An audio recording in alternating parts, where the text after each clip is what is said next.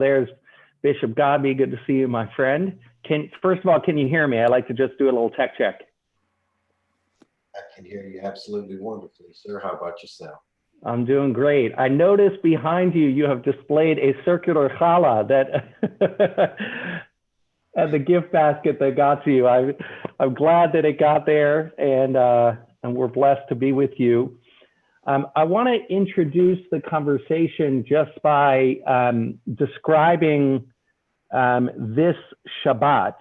So different Shabbatot throughout the year, and Bishop, I'm saying this as much for our community as for you, different Shabbatot, different Shabbats throughout the year sometimes have names associated with them, either because, so we have a Shabbat Zachor, which is right before the holiday of Purim, when we remember what happened with the attack of Amalek on the Jewish people as we came out of Egypt. There's a Shabbat Shikalim, when we offer, we're reminded of the mitzvah to make a donation to the temple in preparation for the Passover holiday. This Shabbat has a name. It's called Shabbat Shuva.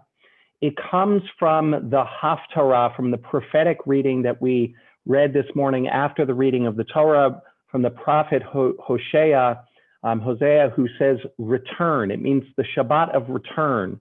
And the prophet Hosea tells us to return to Adonai, our God. And I was reading about this Shabbat Shuvah because one of the, and it's a book by Rabbi Yehuda Amital, and I just want to read a few sentences from it. He says that the mitzvah, the obligation for the mitzvah to return to God, actually has its basis in the book of Numbers. When it reads, this is chapter 5, verse 7, then they shall confess their sin which they have committed. The rabbis always put the idea of repentance together with confession, with being able to say out loud those things which we have done that are a mistake, and in saying them out loud, to own them. And Rabbi Amital raises a question that's a big part of our tradition. As you know, they're always trying to tease out certain details. He says, on Shabbat, we do not say vidui. We actually don't say the liturgy, and we don't confess, okay? That's considered to be, maybe not part of the joy of Shabbat, is saying that actual confession, putting those difficult things, mistakes that we've made out there into the world. And he says, so if that's the case, what sort of tshuva is appropriate for Shabbat? What sort of repentance should we do and can we do on Shabbat, especially since we have a whole Sabbath named the Sabbath of return, right? The Sabbath of repentance.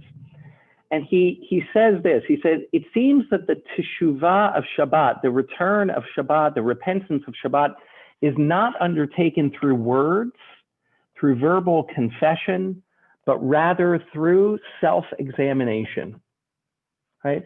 So it's not putting things out there and confessing everything that we've done, but it's that part of repentance where we go and we examine ourselves, right? And we think back on our lives.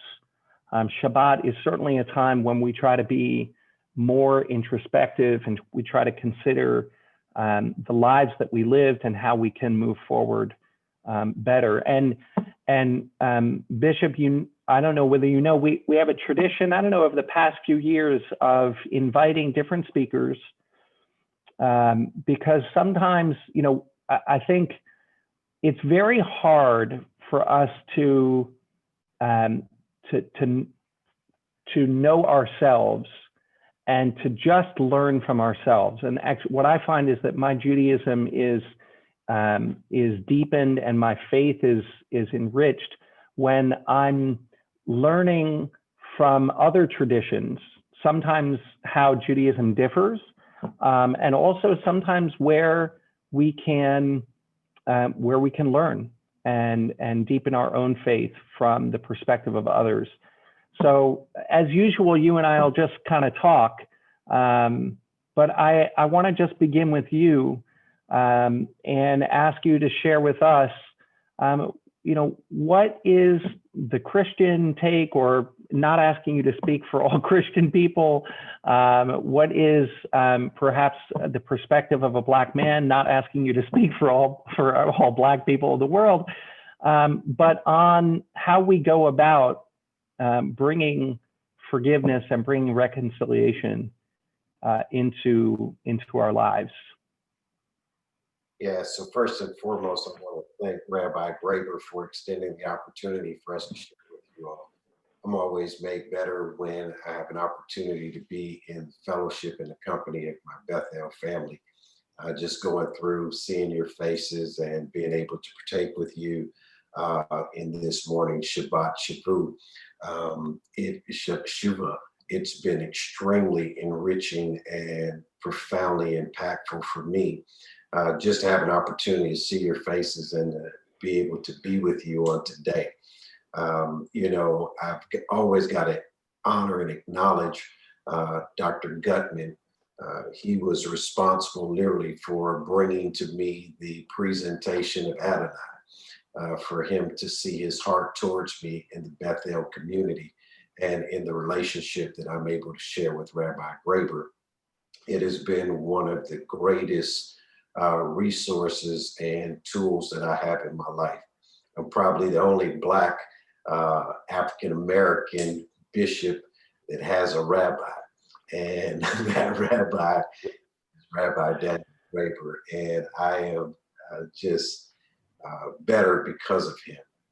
We had an extremely devastating situation happen in our church last week, and he was my immediate go-to. He was a lifeline, and he was able to rescue and resuscitate me for the days ahead. And so I want you to know that not only do you stand in awe and admiration of him, but there are others in the community that are better because he is. So behind me, you'll see a display of the gift that was sent to us by Bethel, and it has dawned our home, and we have taken great opportunity in this Rosh Hashanah time to enlighten our family and to let them know how blessed we are to be a part of your community. So I just want to take a few moments and, as Rabbi said, just open up and give you a little context from a Christian perspective, and just hopefully we can share for just a moment. As he told me, I had about 15 minutes, and I probably won't take that, but I do want to just dig into the depths of a couple of things, and hopefully we'll all come out better as a result.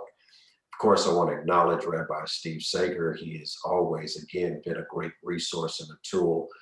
You guys are extremely blessed, and you're blessed beyond measure. I really don't know if Rabbi set this up for it to be an experience or an experiment, but we're going to find out. It's either an experiment that we're going to see how forgiving the Bethel community is, or it's going to be an experience to exercise forgiveness from the time that you have to suffer hearing me and place wonderful rabbi. And so again, I'm grateful to him. And as we stand in this moment with you, as you have culminated Rosh Hashanah and you prepare for the most sacred and holy time in the year, Yom Kippur, we are extremely grateful to be able to stand at the head of this year with you and to celebrate this Shabbat Shuva and to just have an opportunity to share with you. It's a great time. It's a great time because it's time for us to shed the experiences of yesterday and grow towards tomorrow opportunities.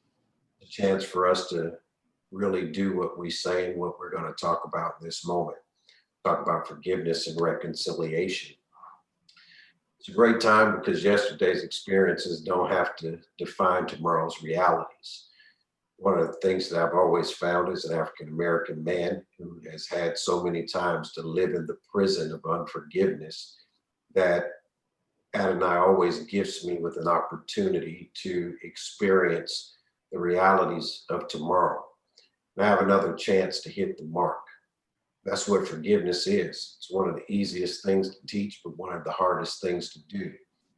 And so from my Christian lenses, I always refer to scripture, and that's what governs and guides me. Colossians 3 and 13, and these will be principles and values that I think that we share as a faith community. It instructs us to be gentle and forbearing with one another. And if one has difference, if there's a grievance or a complaint against another, readily pardon each other, even as the Lord has forgiven you, so must you forgive others.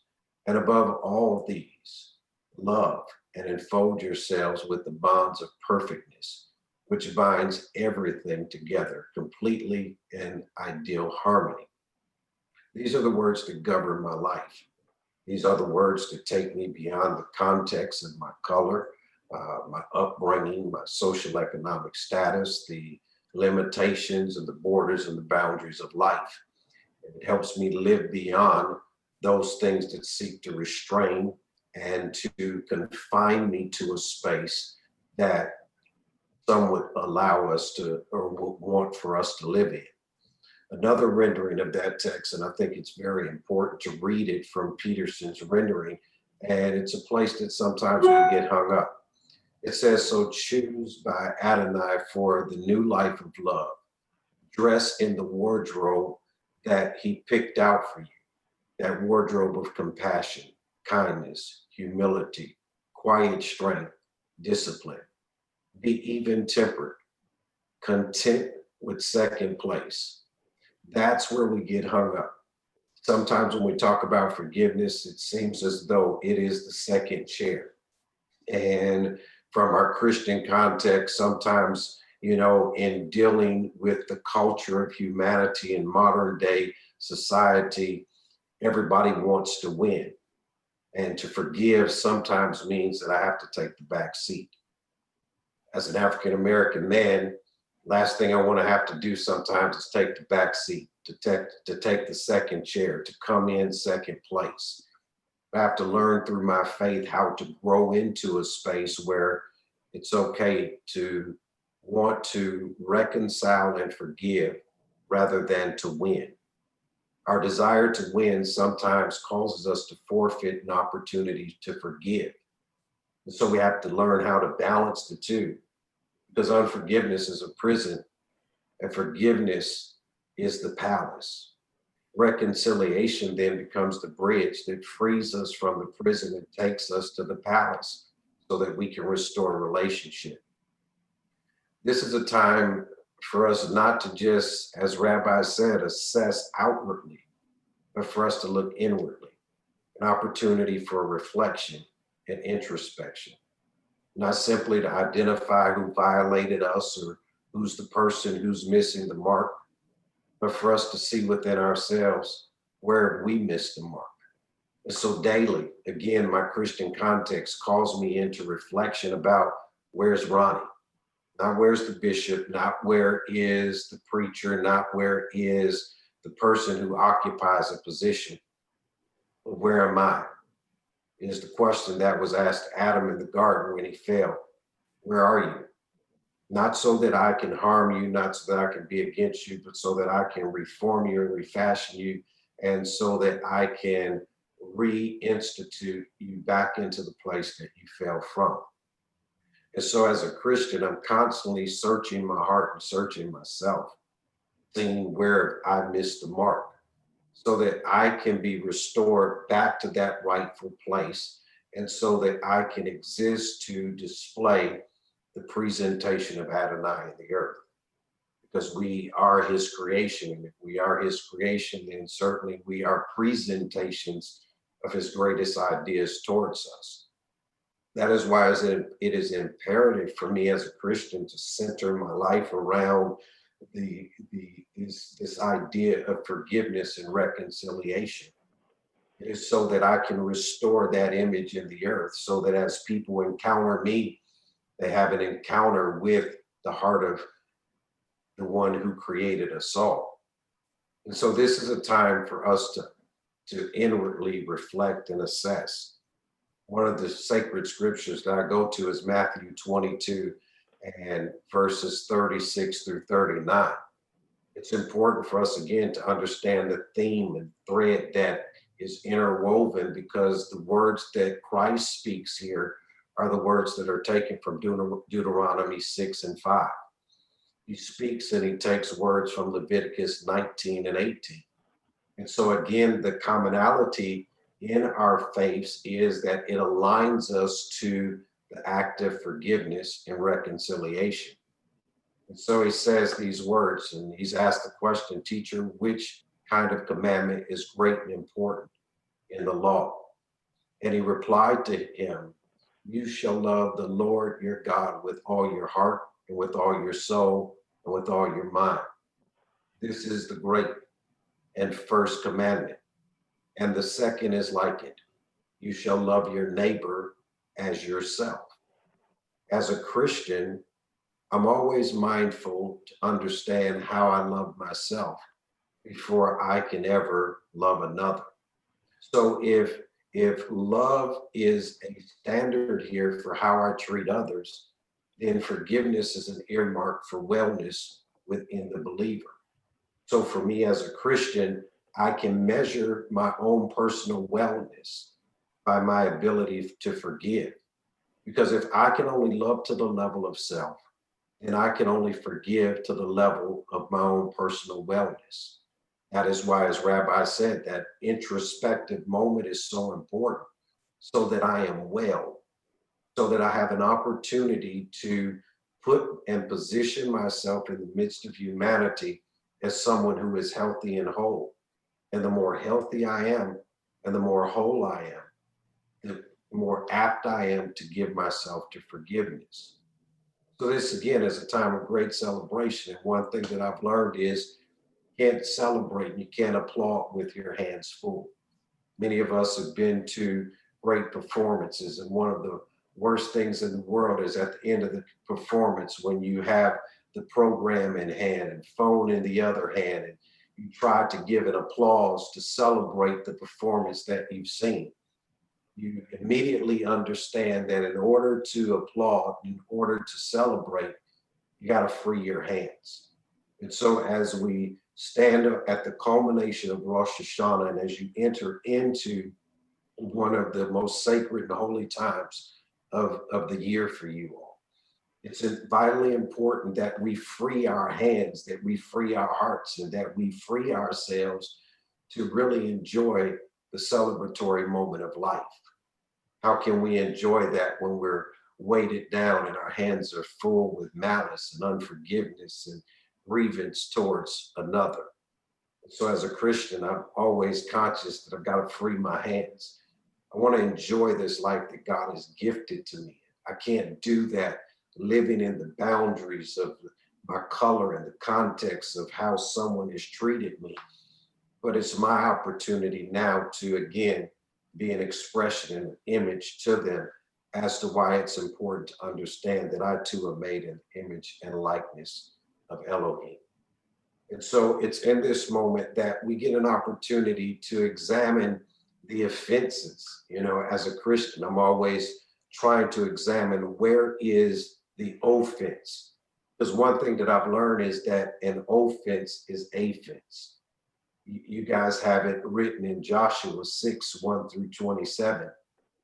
In Joshua 6:1-27, it's the promised people headed towards the promised land.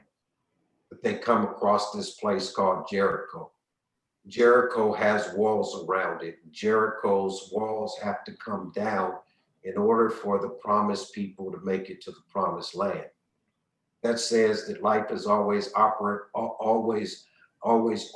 an opportunity for me to have something standing between me and my promise.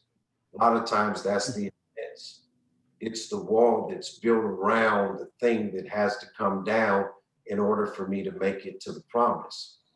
And so it's in moments like this, Rabbi, that as a Christian, I'm always conscious of the barriers and the offenses that try to keep me away from the promises that God has made to me. And as I bring those fences down, then the pathway to the promise is a little easier and a lot more accessible. So as a Christian, I'm always mindful that the heaviest thing that I can carry is a grudge. And that grudge that I carry would keep me from seeing the promises that he's made to me. So we have an obligation as people of faith to reconcile, to remove the fences, to tear down the walls and the divides and the things that stand in the way of us seeing the potential and actualizing the promise that we're supposed to realize. You know, there's a saying, Rabbi, that good fences make good neighbors. Yeah, but they also make for poor relationships. Sometimes we can get so focused on building the fences that we don't bring people into our world. That's why it was extremely important for me to show you all today that I brought you into my world, and a part of you lives behind me, and it's lived in my house. And I don't want the fences to keep out what you do. And I don't want the fences to keep me from learning and exploring and experiencing who my family and friends are on the other side of that fence. And so we have an obligation, each of us does, to get beyond the obstacles and get beyond the offenses. We have to reconcile. We have to build those bridges, and we have to bring ourselves back to the place of actualizing the promise.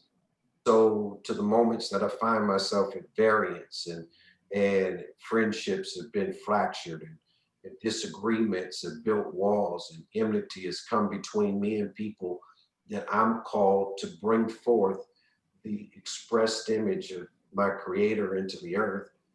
I'm mindful as a Christian that I have a responsibility to deny myself, to get past those things and to pursue the promise that that offense is keeping us from seeing.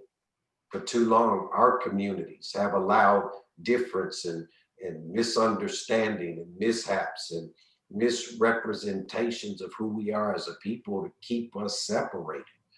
And we've been offended, and we've been in that place where we built walls. But my Christian character calls for me to go beyond the wall, to go beyond the breach, and to build the bridge. So our scriptures say in Luke 17:3 that we're to pay attention and always be on guard, looking out for one another. If your brother misses the mark, solemnly tell him so, reprove him.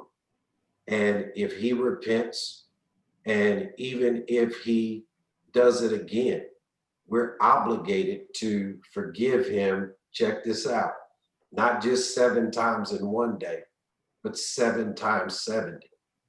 So my Christian lenses and my Christian context and my Christian character says that because I am that, I am obligated to forgive.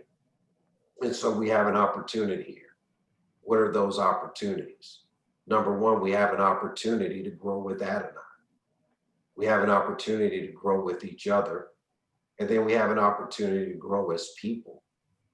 These moments again, and I'm so grateful that you allowed me to be a part of this. It makes me profoundly aware of those 3 responsibilities that I have. You know, to be a part of this moment is heightened my understanding of just how vitally important that is. So a faith that goes up and never goes out is futile at best. It cannot be vertical alone. It has to be horizontal. So, Rabbi, I just want to end because every preacher has to end with a good story. And so when you come to the river, Rabbi, you got to end with a good story. There's this great story about the carpenter. I just want to, share it with you guys. And it's a story about a carpenter and 2 farmers. It reads like this. I don't know how long it's been since these neighbors had even talked to each other. I think it had been about 2 years maybe. And it started over the dumbest thing. It was just about a stray cat. I mean, one of them thought that it was theirs, and then it went over to the other's porch and he fed it and he claimed the cat as his.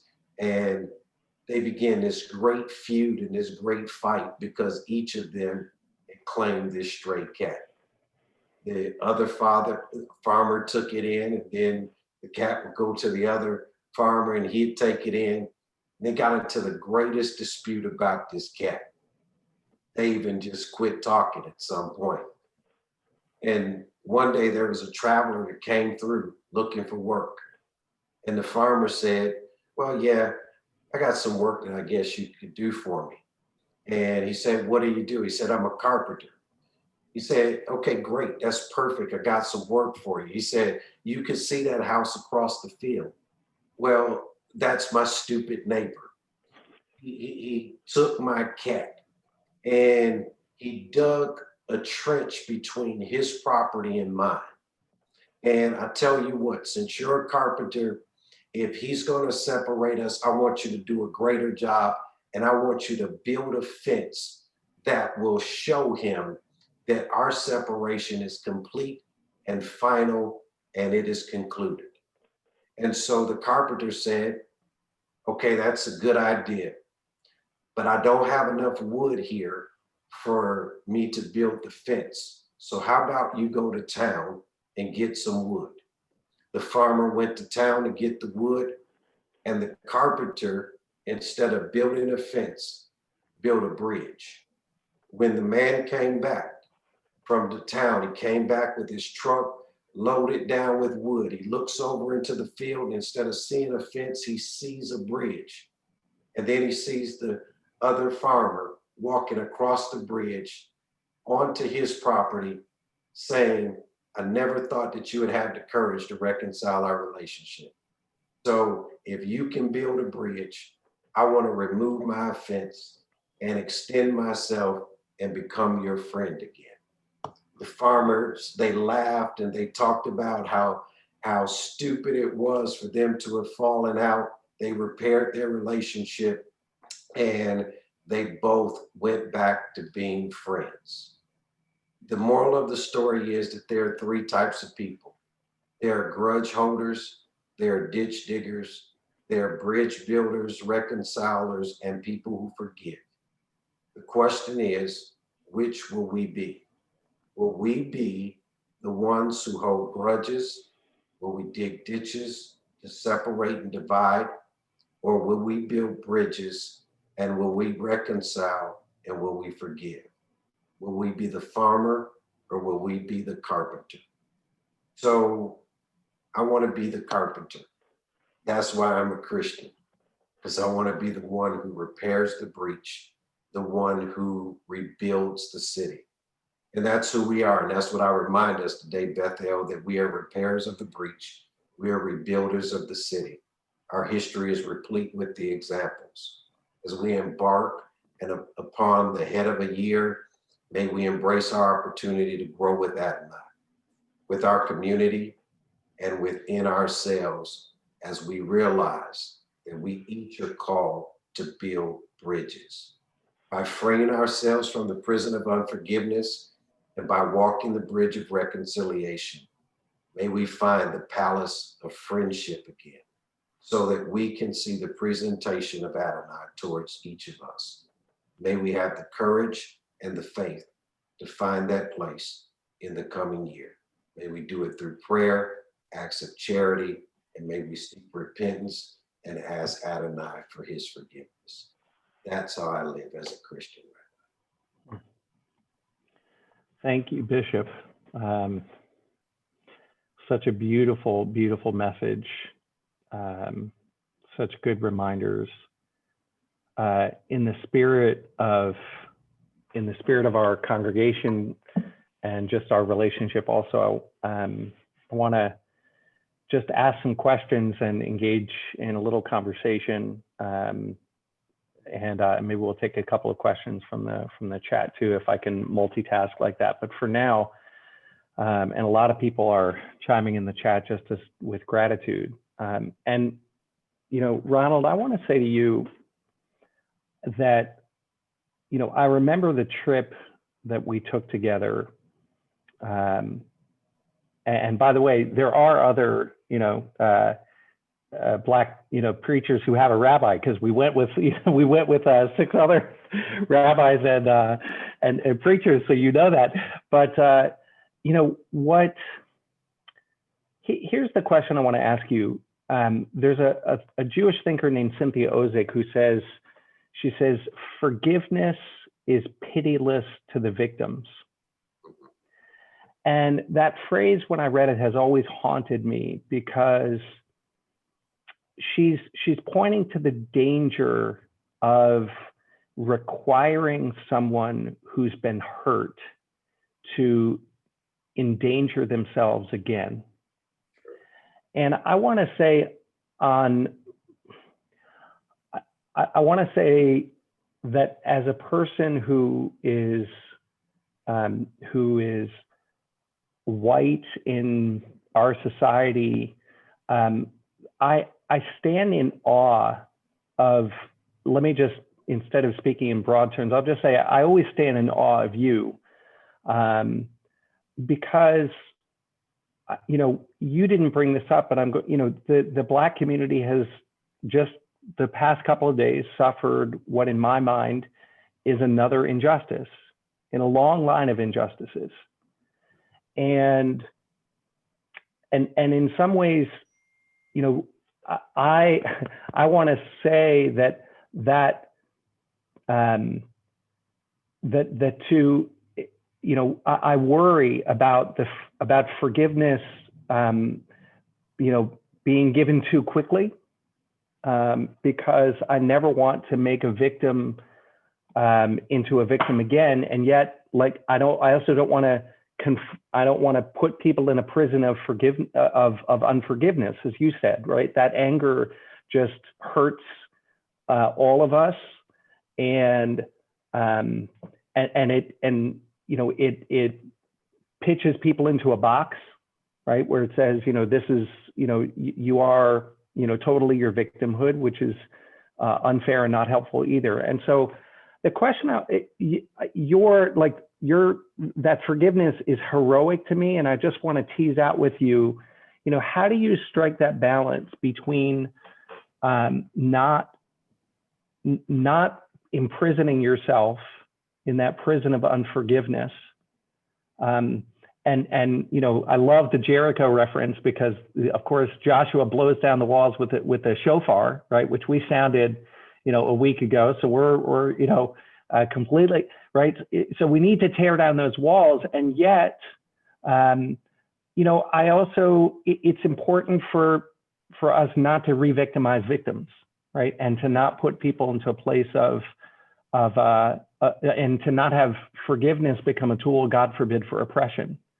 So let me just ask you that, because it's, you know, what your stance is so incredible to me, and I just want to hear more of how you think that through. Sure, and that's a great point, a great question, Rabbi. You know, again, I have an obligation to myself above and beyond anyone, and that obligation is to grow. Forgiveness is not always for the other person, it's for myself. And so I have to make a choice. Rather, that experience limits me to that being the expression of all humanity. And then I have an opportunity to be trapped with that as my idea of all humanity. That removes hope. If I remove hope, then I am almost miserable. And so in order to retain hope, I have to continue to believe for humanity, because again, through my Christian lenses, that is how I will experience God's heart towards me. It's in someone's hand. And so if I allow you to make me bitter towards humanity, and if I allow you to put that fence around people who could possibly be a blessing to my life, then you've won. And that's where I can't give you that kind of power. So you have the ability to victimize. And because you do that, you've done enough. You don't get to do any more. And so when someone victimizes you, you can't give them power and authority over you. And for them to continue to rule you from that last experience, it puts you in their control. And so to be free from their control and to be in the control of God, I have to forgive, because that takes me out of your control. It says that I don't have to live based upon the last thing that happened to me or that you did to me. And so I can compartmentalize that, and I can forgive the breach towards humanity. Now, I still have to deal with that person. And that's why, again, as a Christian principle, it's forgiveness is not without confrontation. Forgiveness is not without address. Forgiveness is not without demand for repair. And so, because there is demand for repair, I have a right to expect that from the individual, but I can still forgive you. Now, remember, to forgive you, I don't have to be around you. To forgive you, I don't have to put myself in that position to be victimized by you ever again. So I can be free from the person and from the experience. And I can allow that memory to never live in my life again, to never consume me and control me, but I can have the freedom to live beyond you. And the greatest way to overcome any oppression, any place that you've been victimized, is to succeed. And so the way that I overcome is to maintain my hope and succeed in the face of those who have tried to cause me harm. And so, as an African American man, I have a responsibility not to live to the level of how someone treated me. I have a responsibility to live beyond and to show them that what they were tempted to limit me to, I am so much more. I am so much greater. And I can't live in a space of injury. But in order to accomplish that, again, I have to be healthy. I have to be whole. What would you say to people who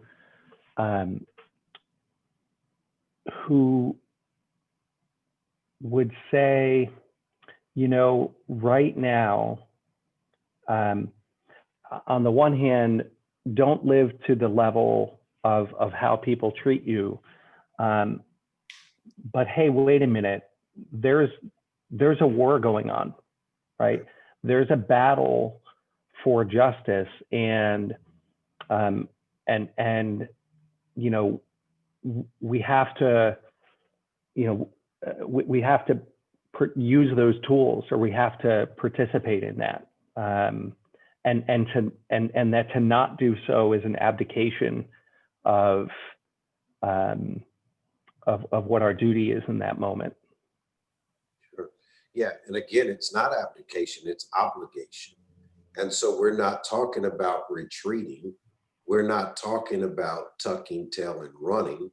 We're talking about exuding the strength of the person who believes that they're better than that. And so that's the way that I forgive, is I'm better than your opinion of me. And I exist to push back. I exist to show you that the places that you've limited me and the things that you've tried to limit me to are things that I'm greater than. And so it's not abdication. Again, it's not the view that we take of turning the other cheek. We think turning the other cheek means you're weak. No, it means I was strong enough to take your punch and I'm still standing. And so there is a sign of strength in our ability to restrain, in our ability to conserve, in our ability to choose and select our fights. That is evidence of our strength. Never is it an acknowledgement of weakness. And it's not abdication. It's wisdom to select your battles. And so I think that there are certain battles that need to be fought, and there are certain places that we need to give our lives for. But we need to know that every battle, especially ones where there are no spoils, are not worth the fight. And so we have to do a better job of discerning. And I think that as African Americans, even now, we must be selective in our battles. We must understand where we're called to fight, even as we forgive. So just because I forgive doesn't mean that there's not still a fight. We must pursue justice. We must pursue equitability and equality. Those are, again, the things that we're obligated to do. but we cannot become what has happened to us. And that's the problem. Most people who have been oppressed become the oppressor. And that's what we cannot do. So that's why we must forgive and we must heal and we must be healthy and whole as we fight these battles, lest we become the one who victimizes others. And so as an African American, I can't hate all white people. I'm not going to give myself to that. I can say that Black Lives Matter and I don't have to hate white people to do it. See, that's our obligation, and that's how we, again, in moments that it may look like we're abdicating our responsibility. No, we're owning our responsibility. And our responsibility at the end of the day is not to become what has happened to us, to not become the one who victimizes, because you can invert the pyramid. And through your pursuit of justice and pursuit of the things that will soothe and solve your life, you can become the exact thing that you despised. And so that's why it's extremely important for me to hang on to forgiveness, because it keeps me from ever becoming the one that inverts the pyramid. And the one that was oppressed now becomes the oppressor. And so that's why it's vitally important that we stay in that place, Rabbi. I think that how it is that how we heal. I'm thinking back to a sentence that you said before about reconciliation and repair, right? Sure. Or forgiveness and repair. Mm-hmm. And forgiveness to me feels like that internal process, right? Where I say, this is who I am, and I can forgive from a place of strength. That doesn't mean that I'm making myself vulnerable to you. It actually means that I'm making myself invulnerable to you. I'm reminded in the Psalms, we said this morning, I think it's Psalm 146, we say, Al tiftechu b'nidivim b'ven adam she'eno teshua. Don't trust in princes, in mortals who offer no salvation, right? And so when you're forgiving another person, in many ways, what you're doing is you're saying, I am forgiving the divine image that's within you, right? And I can see you as a child of God, and I can see you as a child of God, and I'm still committed to repair, Sure. right? Which means that I don't need to, I can make a demand of you, right? To say, in order for me to be in relationship with you, I, as a sovereign and a strong person, have these requirements. And so you're able to do that fight for justice, and at the same time, not allow yourself to be diminished by that process. Absolutely. Because one of us diminishing the other is no different than me being diminished by you. So what makes me any different? And so that's where I have to stay within the confines of my faith. And I can't let anyone pull me beyond that. And I have to continuously give myself to seeing all as being able to be restored and be repaired. If I become unhealthy in my view of you as being made in the image and likeness of God, then I hinder my opportunity to heal and to help, which is, again, the bigger picture. It's not just to resolve your view towards me, it's the opportunity to repair humanity. And so, again, if I begin to see you as lesser than me because you did something to me, then he who is without the opportunity to miss the mark, let him cast the first stone. We've all missed the mark. And when I understand that, and I understand how I have been restored back into this place, then I never give up hope for anyone else to be restored back to that place. So it's not just good enough to get justice. Our goal should be to repair broken humanity.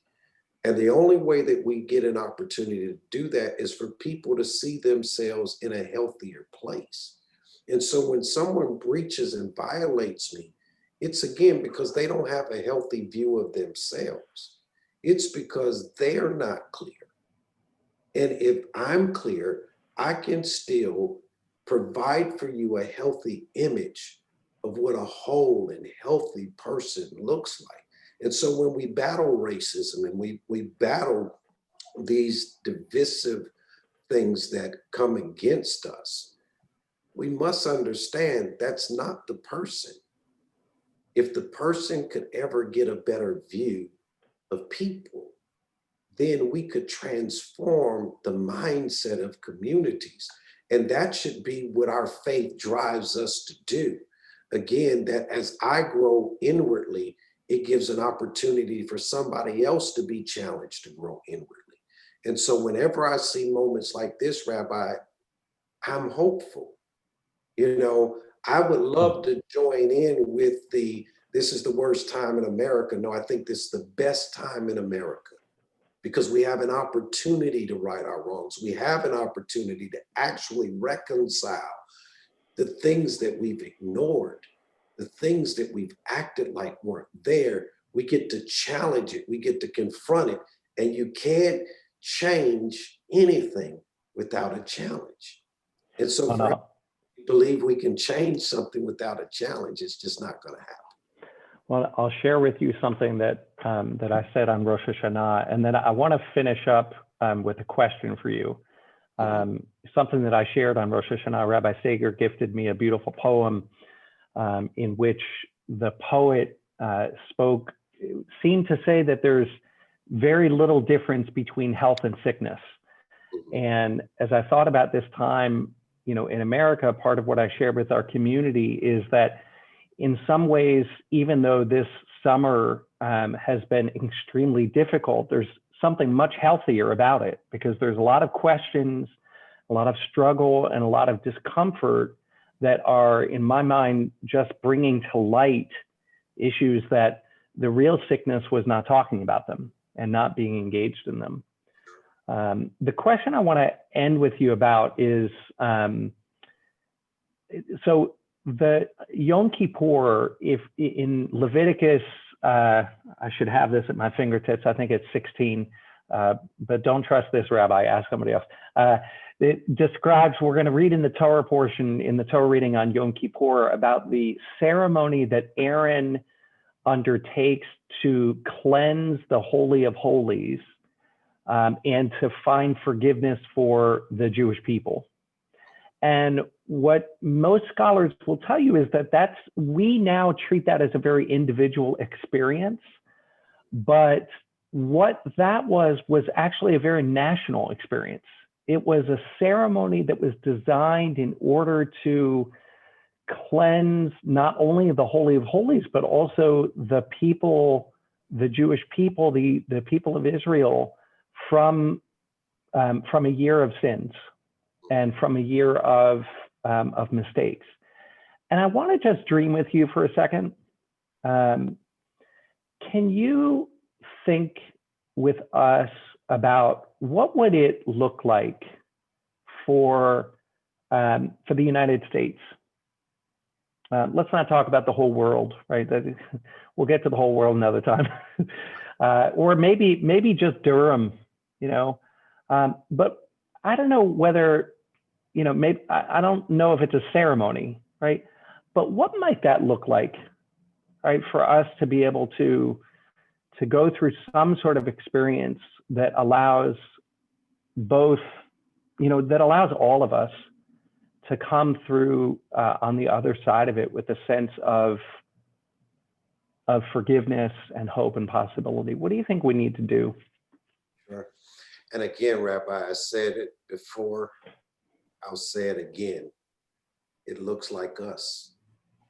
When we can continue to give ourselves to building relationship with people who don't look like us, who don't come from the same walk of life as us, who don't share the same faith practices as us, but we daily commit ourselves to doing life until we understand each other just a little bit better. I'm not sure that it's this great cataclysmic event that, again, we all come together, on the streets of DC, and, we have this great kumbaya moment. I think that as daily we allow life to push us together, we'll find our footing. And so we have to daily give ourselves to encouraging and providing opportunity for all of us to, again, come beyond those fences and to learn how to cross the borders and the barriers and to give each other the courage and the space of comfort to do so. That's the beauty in Bethel and the river, is we have committed, and I was sharing with somebody the other day, as a group, that I think that we're the model for this. And I think that this is how it looks. And I think that this is what 2020 is pulling out of all of us.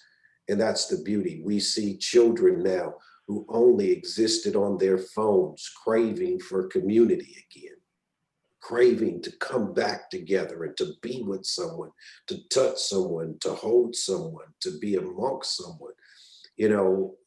That's what I dream. I dream of every house learning who's the next house, who's your neighbor.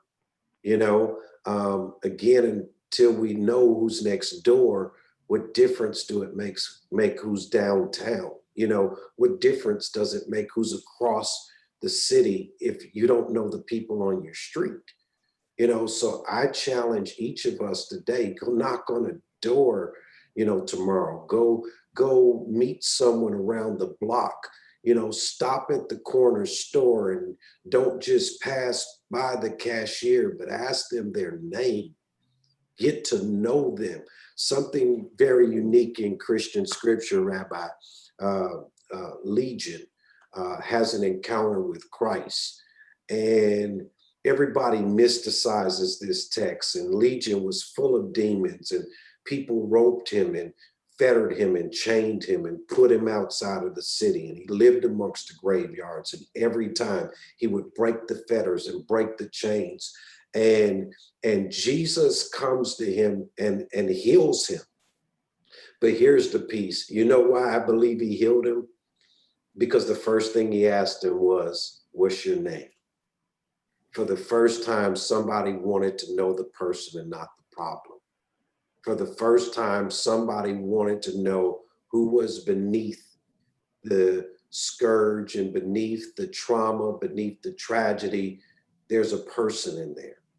And my dream, Rabbi, is that every person that we come across, we want to know their name, and I think that, man, if we start to value the view of everyone that we come in the company of, man, that's when the change and transformation will happen in our communities. And if just the river committed to that, and if just Bethel committed to that, and we challenged and inspired our city to own that. And if you knew everybody on your block's name, man, I just moved into a new home back at the beginning of the year, and I'm sad to tell you, I don't know anybody on my block's name.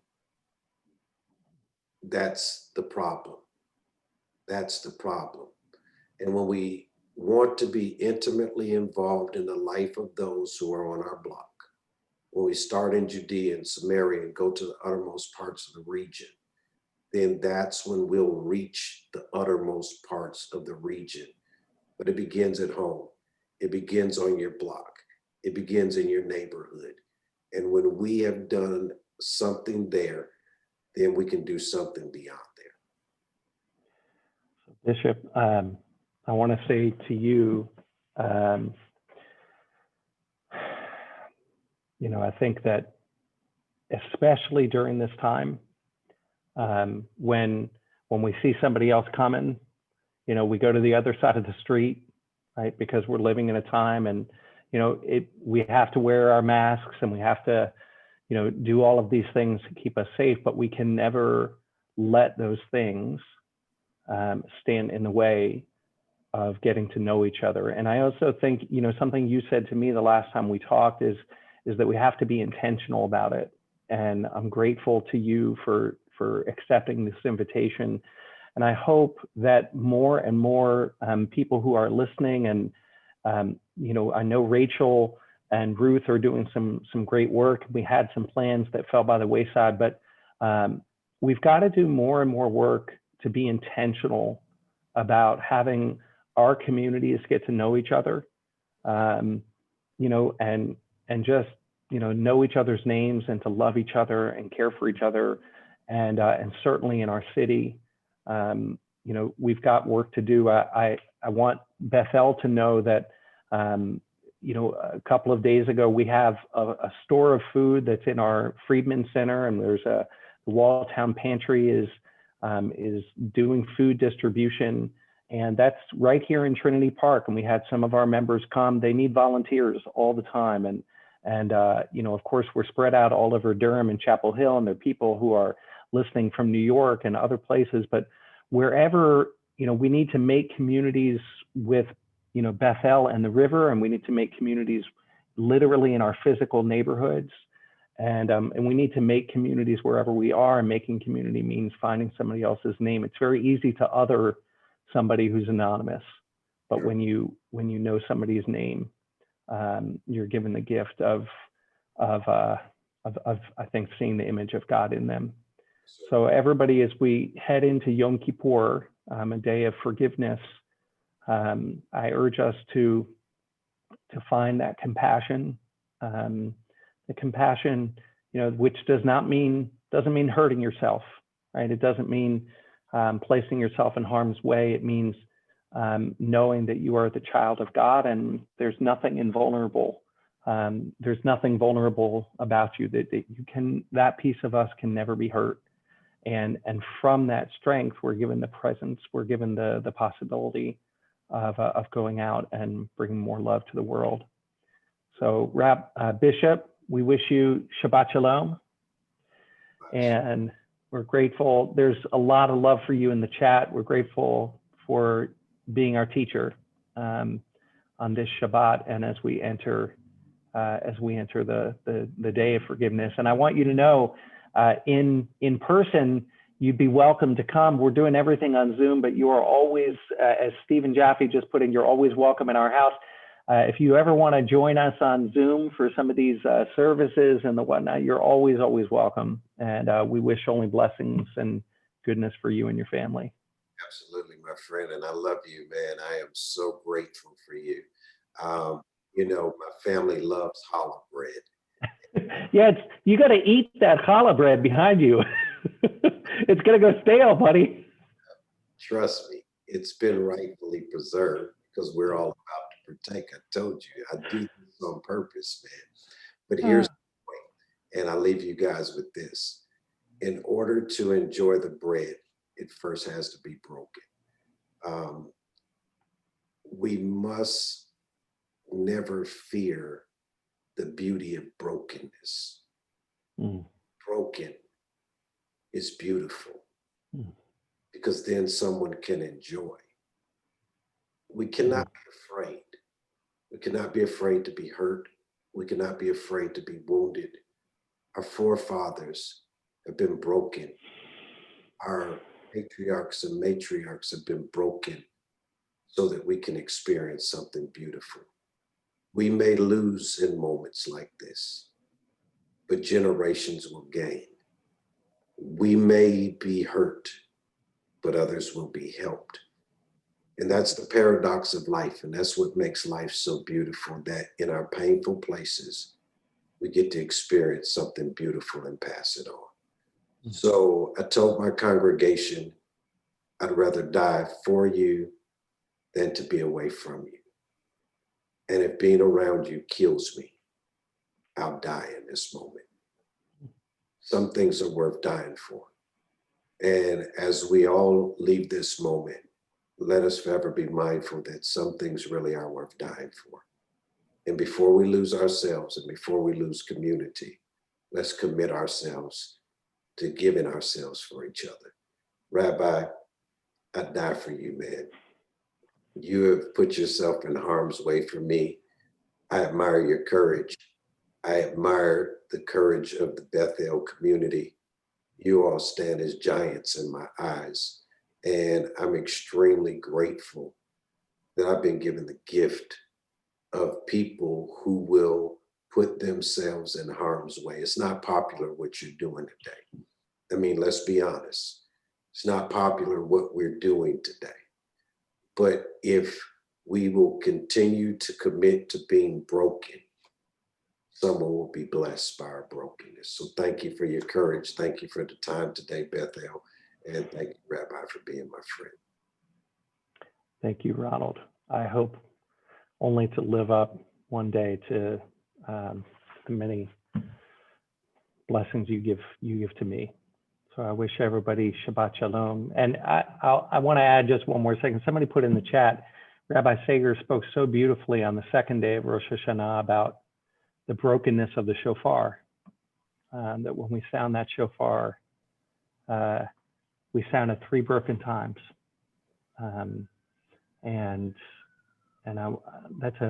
That's such an important thing for us to carry into Yom Kippur. So we wish everybody the wholeness of brokenness. That's where the true wholeness is found. Shabbat Shalom, only blessings. I'm going to do this. I'm going to put people in breakout rooms.